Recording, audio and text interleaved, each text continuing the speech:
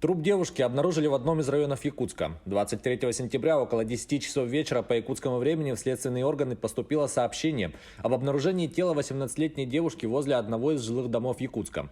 На место выезжал следователь, он осмотрел место происшествия, опросил очевидцев и провел иные неотложные проверочные мероприятия, сообщила старший помощник руководителя Следственного комитета России по республике Надежда Дворецкая. По факту происшествия проводится проверка, в рамках которой устанавливаются все обстоятельства гибели девушки. Для установления причины смерти назначена судебно-медицинская экспертиза. Житель Усялданского района Якутии обвиняется в убийстве и покушении на убийство родственников. Об этом сообщает прокуратура Якутии. По версии следствия, 40-летний местный житель в марте этого года выпивал со своими родственниками. Между ним и двоюродным братом возникла ссора. В результате он несколько раз ударил ножом родственника в грудь. Потерпевший скончался на месте преступления.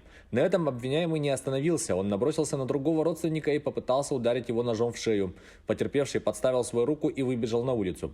В связи с этим обвиняемый не смог довести преступление до конца, говорится в сообщении. Мужчине грозит до 15 лет тюрьмы по каждому эпизоду.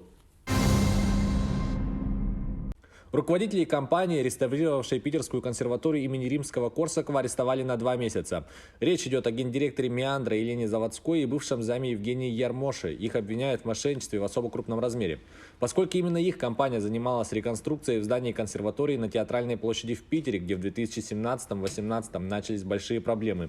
Тогда часть работ на 128 миллионов рублей провели только на бумаге. На деле деньги ушли кому-то в карман. Кто виноват, вариантов немного. Впрочем, это не первый для компании объект, к которому у следствия много вопросов. Только за последний год с Меандром прекратили госконтрактов почти на 1,5 миллиарда рублей. Заводскую и Ермоша привезли для разбирательств из Питера в Москву. Сегодня их арестовали. Омский хоккеист погиб в драке с вступившимся за людей айтишником. Случилось все возле местного кафе.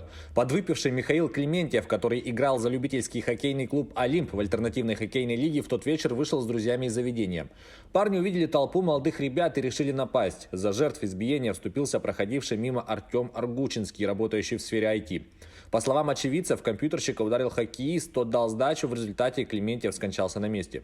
Артем вину признал, но местные за него заступаются, мол, у мужчины семья и дети, вышло все случайно, он тут не злодей. Даже семья хоккеиста считает, что виноват один из друзей погибшего, который и затеял драку. В деле разбираются следователи. Пилот легкомоторного самолета погиб при крушении в Тульской области. Легкомоторный самолет «Бекас» потерпел в четверг крушение во время проведения агрохимических работ недалеко от поселка Дружба Каменского района Тульской области. Об этом сообщил тульский транспортный прокурор. В результате происшествия погиб пилот 1964 года рождения.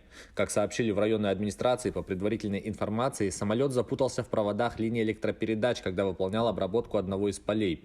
На месте происшествия работают представители Следственного комитета, МВД и МЧС России. По факту крушения проводится доследственная проверка. Это была рубрика «Чрезвычайные происшествия». Выпуск подготовил Юрий Осипов. Берегите себя и до встречи в эфире.